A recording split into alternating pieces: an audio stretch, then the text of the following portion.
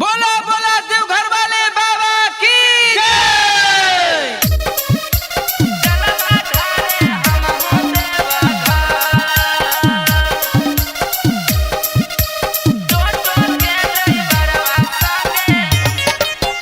DJ Kanchan Raj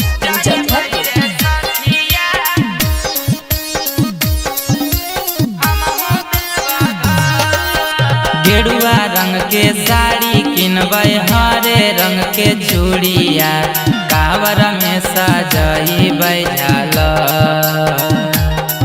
हर गेरुआ रंग के साड़ी किनबै हरे रंग के चूड़िया कावर में सजई बैठाल।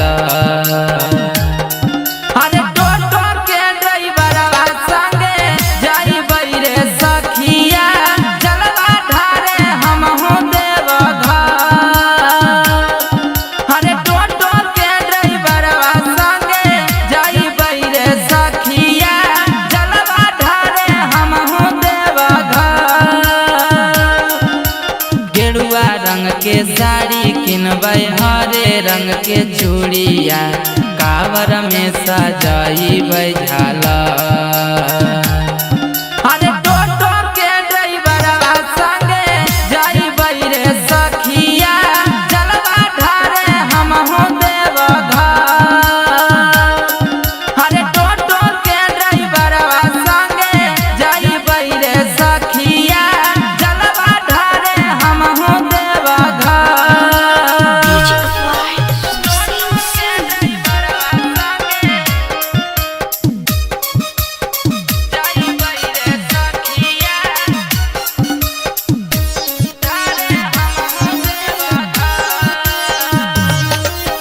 सावन में सोमारी हम कैलियै रे सखिया मन जोग मिलतै हमरा बर।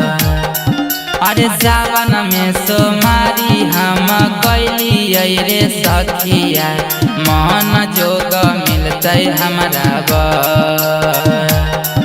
अरे टोटो के ड्राइवरवा संगे जाइबै रे सखिया जलवा ढारे हमहु देवघर। अरे टोटो के ड्राइवरवा संगे जाइबै रे सखिया जलवा ढारे हमहु देवघर।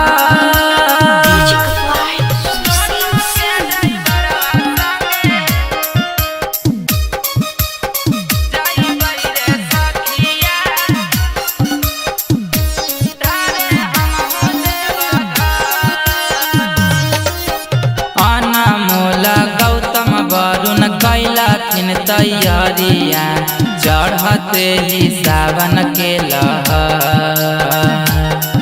अरे अनमोल गौतम वरुण कैलखिन तैयारिया चढ़ते ही सावन के लहर। अरे टोटो के ड्राइवरवा संगे जाइबै रे सखिया जलवा ढारे हमहु देवघर। अरे टोटो के ड्राइवरवा संगे जाइबै रे सखिया जलवा ढारे हमहु देवघर।